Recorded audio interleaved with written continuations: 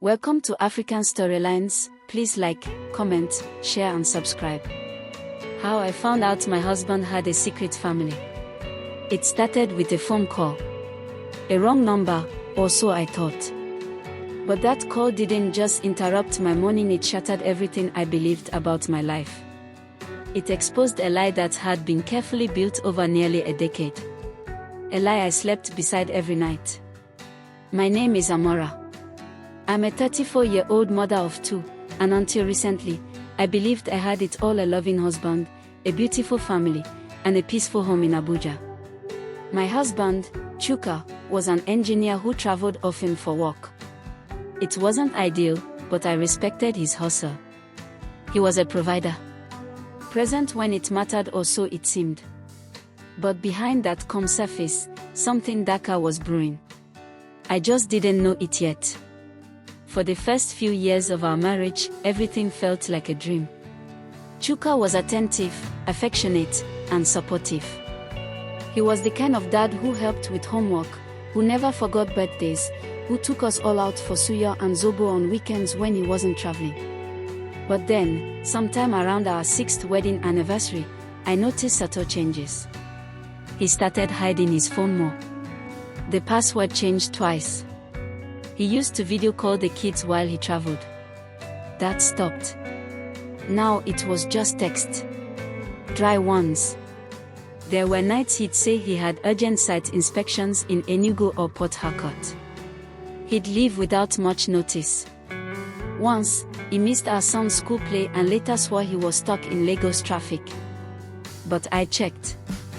There had been no major traffic that day. One night, I saw a second phone in his bag, one I'd never seen before. When I asked about it, he said it was for work. Company line, he said casually. But he took it into the bathroom with him and slept with it under his pillow. Still, I brushed it off. After all, he always came home. Always kissed me goodnight. Always said, "I love you." Maybe I was just being paranoid. Maybe I was overthinking. Until the call came. It was a lazy Saturday morning. The kids were watching cartoons, and I was folding laundry when my phone rang. The number wasn't saved, but it was local. "Hello." I answered. A woman's voice came through, trembling, hesitant. "Good morning. Please, who are you to Chuka Nosu?" I blinked. "Excuse me. Who is this?" "I'm sorry," she said. "I know this is strange. But I'm his wife. We've been married for 9 years. We live in Enugu." My heart stopped. I stared at the screen. My hands shook. I wanted to believe it was a prank. But before I could even speak, she continued.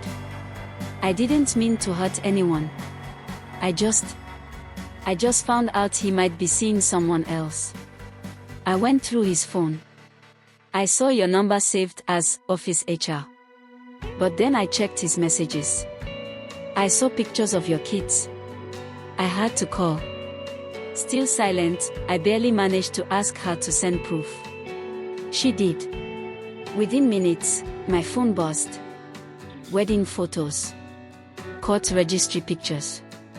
Traditional marriage with elders and kola nuts. And then family photos. Her with 3 children. One of the boys looked so much like my son, it made me dizzy. I locked myself in the bathroom and cried until my chest hurt. I didn't confront him. Not yet. I needed more than photos, I needed the truth. All of it. So I went into detective mode. I created a fake Facebook profile. I messaged her, pretending to be a bride to be looking for a caterer. I found out she had a small catering business in Enugu. Over the next 3 weeks, I kept chatting with her. I learned her name Chinanai. Her kids' names. Their school. She sent me a picture of the house Chuka bought for her. A duplex. Painted cream and gold. I recognized the style. He once showed me a similar house on his phone and said he wanted us to build one like it in the future. The future, apparently, had already arrived. Just not for me. I checked our bank statements. He had a separate business account. He'd been transferring money to her monthly. More than he gave me for groceries and school fees. He bought her a Toyota Highlander. Meanwhile, I was still using the same car we bought second-hand in 2015. I felt stupid. Blindsided. Betrayed. The following weekend, he came home as usual. He kissed me. Hugged the kids. Acted normal. I didn't cry. I didn't yell. I cooked his favorite meal, jollof rice with goat meat and fried plantain. We sat at the dining table. I watched him eat.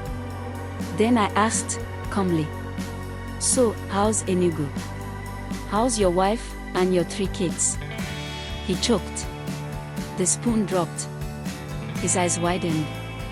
What are you talking about?" "Chuka," I said, still calm, "don't insult my intelligence. I've spoken to her. I've seen the pictures. I know everything." He sat there, frozen. Then the lies came. "She was before you. My family forced me. She couldn't have kids at first. It's complicated. Please, Amora, I never meant to hurt you. You're the one I love." I let him talk. Let him cry. Let him kneel. But the more he explained, the more I realized something. This wasn't a mistake.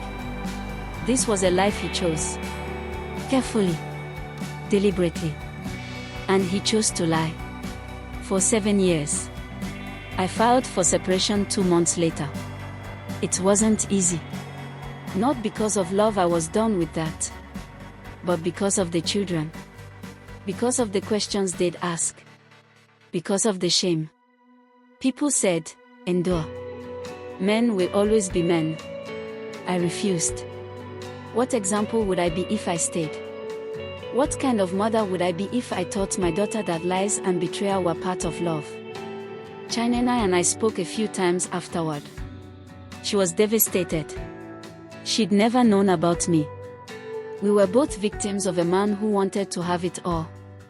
In time, I focused on healing. I started a YouTube channel just to talk. To share. To connect with other women who'd been through betrayal. The messages started coming in. Women who had stories worse than mine. Women who had been silent for years. Now, 2 years later, I'm no longer broken. I'm stronger. I'm raising my kids with love, peace, and honesty. Trust your instincts. Your gut isn't lying to you. And to every man living a double life, the truth will always surface. Maybe not today, but someday. And when it does, the damage may be too deep to fix. This is my story. But it could be anyone's. Let me know if you'd like this in the comment section. Please share and subscribe.